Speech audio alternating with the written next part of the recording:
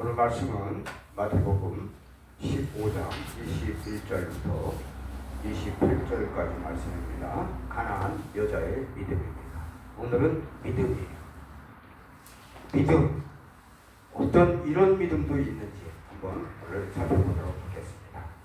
예수께서 거기서 나가사 두로와 시돈 지방으로 들어가시니 가나안 여자 하나가 그 지경에서 나와서 소리질러 이르되 주 다윗의 자손이여 나를 불쌍히 여기소서 내 딸이 흉악하게 귀신 들렸나이다 하되 예수는 한 말씀도 대답하지 아니하시니 제자들이 와서 청하여 말하되 그 여자가 우리 뒤에서 소리를 지르오니 그를 보내소서.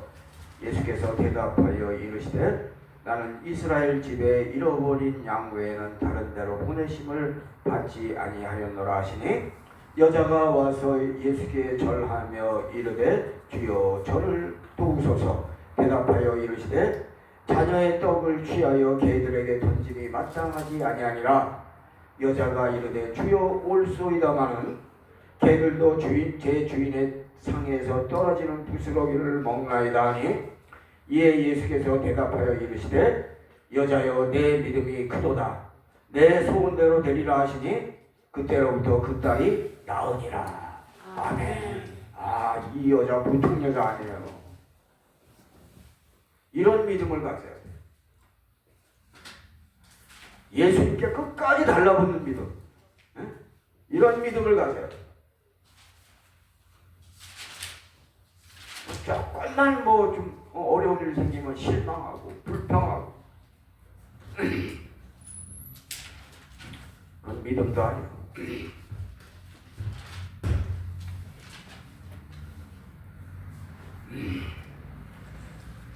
오늘 말씀도 잘 들으시기 바랍니다. 성도들의 정상적인 믿음은 예수 그리스도의 말씀과 가르침을 마음에 새기고 삶 속에서 발현되도록 최선을 다하는 겁니다. 단순히 믿는 차원을 넘어서서 믿음의 결과물들이 행동으로 나타나야 된다, 그 얘기예요. 그래서 성경에서는 예수님께서 행위를 보겠다고 하셨어요. 행위를 보겠다고 말씀하시는 게 그게 행위를 얘기하는 게 아니에요. 믿음의 결과물이에요. 그런데 주님은 믿음의 결과물이라고 말씀하지 않으시고 그냥 간단하게 행위라고 말씀하셨어요. 믿음의 결과물인 행위가 바르게 드러나려면 평소의 삶이 아름다워야 돼요. 사랑, 용서, 겸손, 친절 등이 드러나려면 다음에 여러 가지 사항들을 생각해 보아야 돼요. 오늘은 몇 가지를 생각해 보냐면 8가지를 생각해 보도록 하겠어요. 8가지니까 잘 들으세요. 하나하나 간단하게 넘어가겠습니다. 길게 얘기하면 복잡하니까 간단하게 말씀드릴 테니까 잘 새겨 들으세요. 첫 번째, 성경과 기도입니다. 매일 같은 시간에 습관적으로 성경을 읽고 기도하며 하나님의 뜻을 묵상하기 원합니다. 샬롬을 유지하고 정도로 나아가야 믿음이 자라는 거예요. 인생을 막 살면 믿음이 자라는 게 아니다. 첫 번째가 성경과 기도다. 잊지 마시라. 두 번째, 전도예요. 전도하려면 예수님께서 보여주신 이웃사랑을 본받아서 친절과 여유와 용서가 넘치는 삶을 살아야 되는데 이게 만만하냐 이거예요. 여러분들이 생활 속에서 하시는 작은 도움이나 위로의 말 한마디로 예수님께 점수 딸 수 있길 바라요. 예수님은 큰 거 원하시지 않아요. 작은 도움, 위로의 말, 불평하지 않는 말, 긍정적인 말, 이거로 점수를 따세요. 큰 거 우리 예수님 원치 않아요. 생활 속에서 성실하게 사세요. 세 번째, 용서예요. 용서. 교회는 다 다니는데 용서가 없는 삶은 예수 그리스도를 너무나도 모르는 행동이에요. 복음을 알면 용서하는 삶을 살게 됩니다.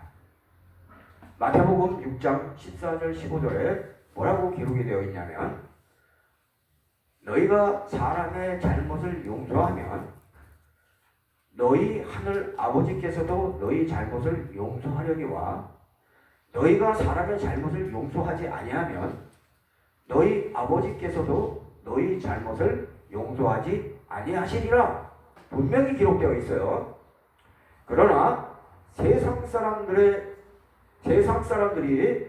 신앙인의 용서 대목을 역용하려는 공략에 넘어가는 어리석은 자는 되지 않는 지혜로운 자가 되기를 진심으로 바랍니다. 뭔 얘기인지 알아들어야 돼. 네 번째, 결단과 실천에. 성경 말씀이 아무리 좋고 진리라고 하여도 실천력이 없으면 믿음의 결과, 즉 행위가 없는 거예요. 결단하고 실천할 때마다 믿음은 조금씩 자라나는 거예요. 말씀을 실천하고 손해를 보는 경우도 얼마든지 있어요.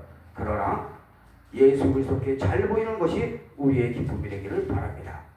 신앙생활은 뭐냐? 결단의 연속이에요.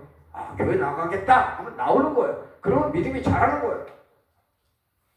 교회 나가겠다 마음은 먹었는데 다른 데로 가고 있으면 믿음이 자라겠냐. 다섯 번째, 정직한 삶.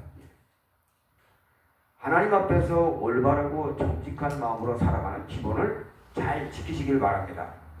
그래야 사람 앞에서도 올바르고 정직한 마음으로 처신할 수 있어요. 속은 시커먼 사람이 겉은 착한 척하는 말과 행동은 믿음이 자라지 못하도록 하는 거예요. 여섯 번째, 교회와 함께하는 삶. 교회와 함께 해야 돼요. 우리는 예배는 우리를 믿음 성장으로 인도하는 거예요. 이거 분명히 알고 있어야 돼요. 소그룹 속에서 성도들을 위로하고 도와주고 함께 성장할 수 있어야 되는 거예요. 교회 내에서 봉사는 다 거룩한 거예요. 설거지, 안내, 청소, 운전 중 하찮은 것 하나도 없는 거예요. 다 거룩한 거예요. 일곱 번째, 삶의 모범이에요. 초신자들에게 모범을 보이는 삶을 살려고 할 때 믿음 자라는 거예요.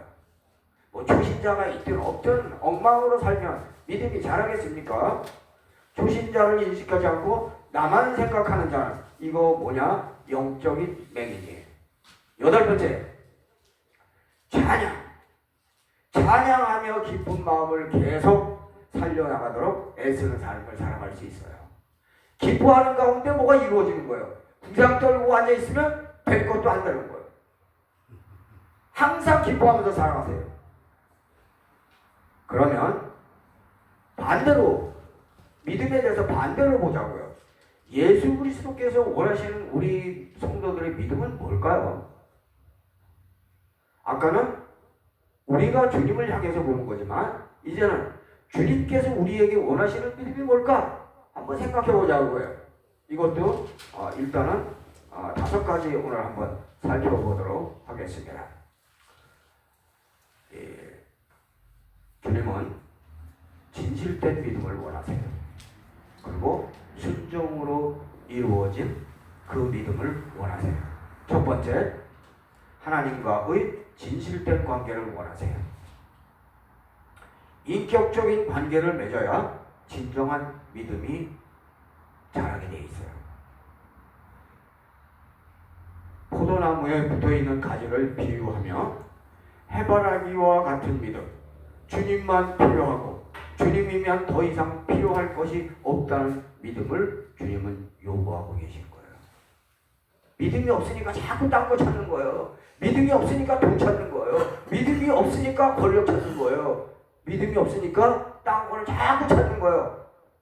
주님만 있으면 돼요. 두 번째, 겸손한 순종을 주님은 요구하세요. 아브라함과 같이 가장 사랑하는 것을 아낌없이 드릴 수 있는 믿음을 주님은 좋아하세요. 이게 진짜 믿음이에요. 마태복음 7장 21절에 보면 하늘에 계신 내 아버지의 뜻대로 행하는 자라야 천국에 들어갈 수 있다고 말씀하셨어요. 믿음은 있는데 행함이 없는 것을 우리 하나님이 싫어하세요. 교회는 다니는데 신사참배를 하면 이거 뭡니까? 그거 가짜예요. 주님 사랑한다고 하면서 바치는 것은 인색하면 이거 인정받을 수 없는 거예요. 세 번째, 주님이 우리에게 요구하시는 믿음은 뭐냐? 사랑하라. 사랑하라. 인간도 사랑하지 못하면서 하나님을 사랑한다고 하는 말은 이거 주님이 인정하지 않아요. 요한복음 13장 34절 35절에 보면 새 계명을 너희에게 주노니 서로 사랑하라. 내가 너희를 사랑한 것 같이 너희도 서로 사랑하라. 너희가 서로 사랑하면 이로써 모든 사람이 너희가 내 제자인 줄 알리라. 믿음이 시작되면 교회를 다니고 믿음이 자라면 교회와 교인을 사랑합니다. 교회와 교인을 사랑하지 않으면 믿음 생활 잘못하는 거예요. 교회와 교인이 사랑스러워 사랑하는 게 아닙니다. 주님께서 교회와 교인을 사랑하시니까 우리도 주님의 뜻을 받들기 위해서 사랑할 수 있어야 하는 거예요. 네 번째, 신뢰와 소망.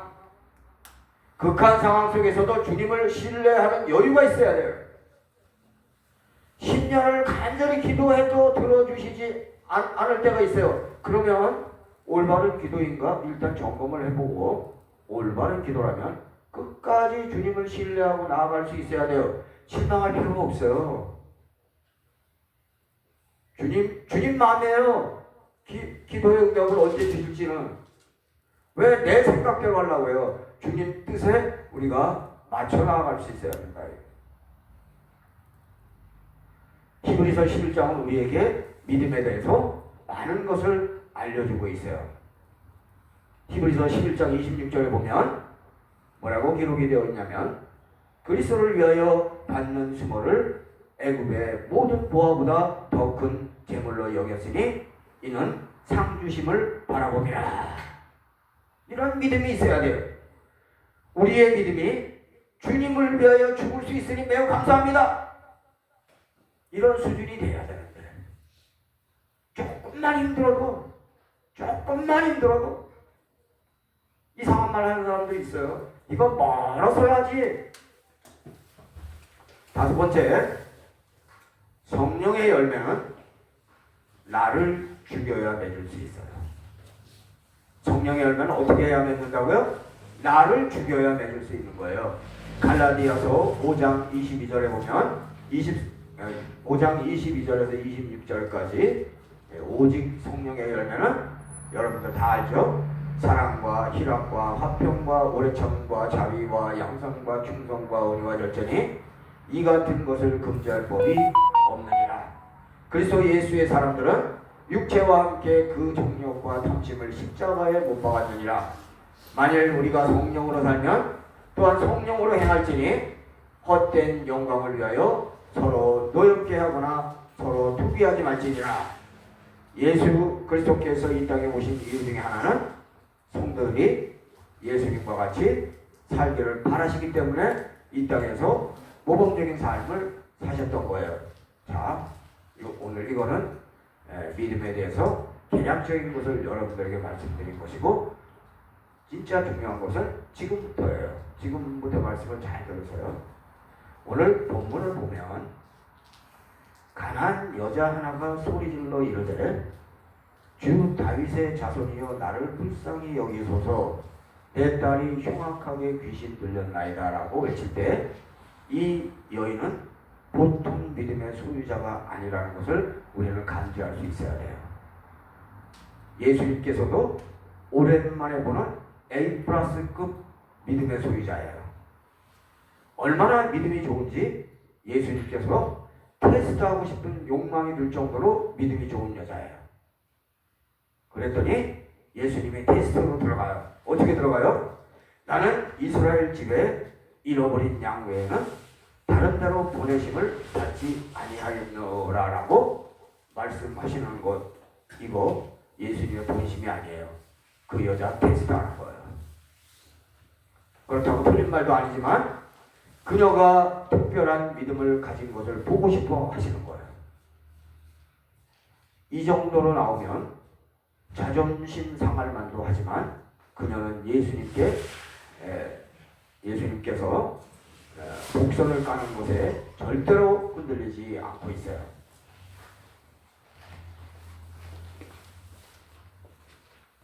예수님께서 이렇게 나올 때 이 여자의 반응이 어떠냐?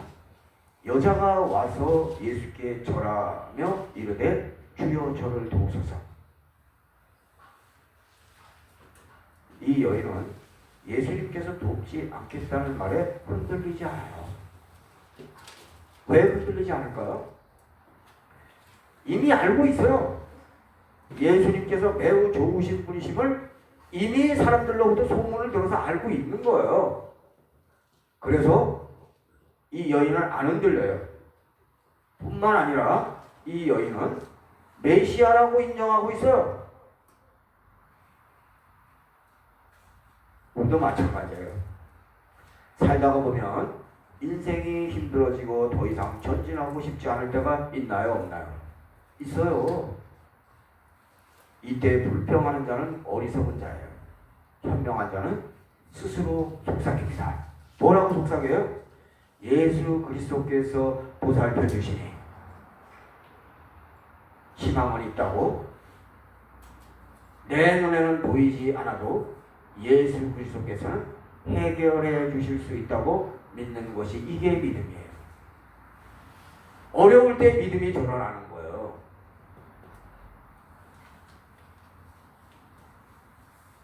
그때 예수 그리스도께서 대답하여 이르시되 자녀의 떡을 취하여 개들에게 던짐이 마땅하지 아니하니라. 이번에는 아주 지독하신 말씀까지 하시는 거예요. 흔들어도 흔들리지 않는 믿음을 소유한 여인을 향하여 모독하는 극단의 방법까지 지금 취하고 계신 거예요. 그러나 그녀가 특별한 믿음을 가진 것에 대하여 2단계 어려운 테스트를 또 하신 거예요. 그런데 이 여자는 안 넘어가요. 20년을 기도해도 전혀 반응이 없으신 주님을 신뢰할 수 있겠습니까? 20년 동안 기도해도 반응이 없으면 기도가 올바른 기도인지 다시 재점검해 볼 필요는 있어요. 그리고 올바른 기도라면 흔들릴 일이 없는 거예요. 주님은 항상 좋으신 분이심을 확실히 알고 있기 때문에 모든 것을 빼앗아가고 죽음까지 요구한다고 해도 흔들릴 일이 없어야 돼. 주님은 너무나도 좋으신 분이에요. 이것이 우리의 고백이기를 진심으로 바랍니다. 이미 그 여인은 알고 있어요. 이스라엘에서 양들을 위하여 어떤 헌신을 하시면서 살아왔는지 자세하게 알고 있어요. 어떤 환자를 어떻게 고쳤고 귀신 들린 자들이 주님 앞에서 어떻게 회복된 것을 잘 알고 있어요. 흔들릴 일이 없어요. 너와 너의 딸은 개라고 해도 흔들리지 않아요. 이 여자 지독한 여자예요. 그녀는 확실히 알고 있어요. 주님은 매우 좋으신 분이심을 가슴에 새기고 사는 믿음의 사람인 거예요. 이런 믿음을 가지고 있어야 돼요. 조금만 어쩌면 흔들려. 그게 믿음이요? 이 여자야 여자, 남자도 아니고. 나를 사랑하고 예수 그리스도를 사랑하는 여인은 말이 긍정적이에요. 뭐라고 지금 성경에 나와 있어요? 개들은 주인이 상에서 떨어지는 부스러기를 먹습니다. 이렇게 나오는 거예요. 이때 주님은 감탄하세요. 여기서부터가 핵심이에요. 주님이 감탄하셨다고요. 내 믿음이 크도다 내 소원대로 되리라. 아브라함에게 감탄하신 주님은 이 여인에게도 똑같은 감탄을 하고 계신 거예요. 그리고 특별한 치료를 해주세요. 어떤 치료를 해주세요? 귀신 들린 딸에게 가지 않으셨어요.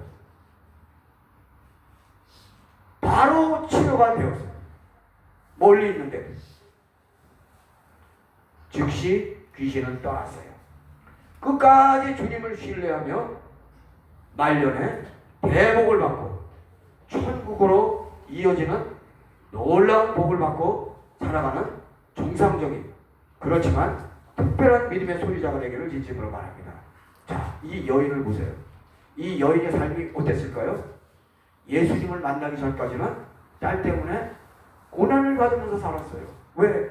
귀신 들린 딸이 있으니까 그 딸 때문에 얼마나 힘들었겠어요. 예수님을 만난 그 이후에 이 여인은 어떻게 살았을까요? 너 귀신 예수님이 내보내주셨다. 그래요 어머니?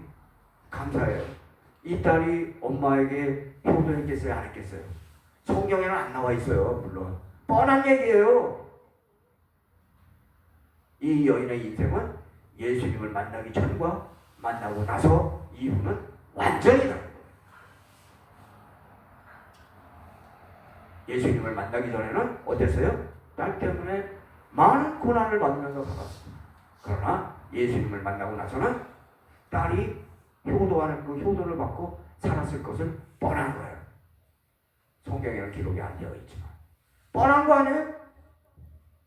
여러분들도 예수님을 만나서 그 이후에는 복된 삶을 살아야 돼요. 근데 예수님을 만났는데도 그저 그래. 그럼 이거 뭐가 잘못된 거예요? 예수님을 만났으면 확 변화가 돼야 돼요. 예수님은 여러분들 다 확 변화가 돼서 새로운 삶을 살기를 바라는데 그렇게 못 사는 이유는 무엇이냐? 나의 부족이라고 생각하면 돼요. 내 부족. 내가 부족해서 그렇다. 예수님이 부족한 게 아니라 내가 부족하다. 가난한 여인과 같은 믿음만 가지고 있으면 예수님 만나고 나서 완전히 다른 삶을 살 수 있다는 것을 잊지 마시기 바랍니다. 오늘은 여기까지 하도록 하겠습니다.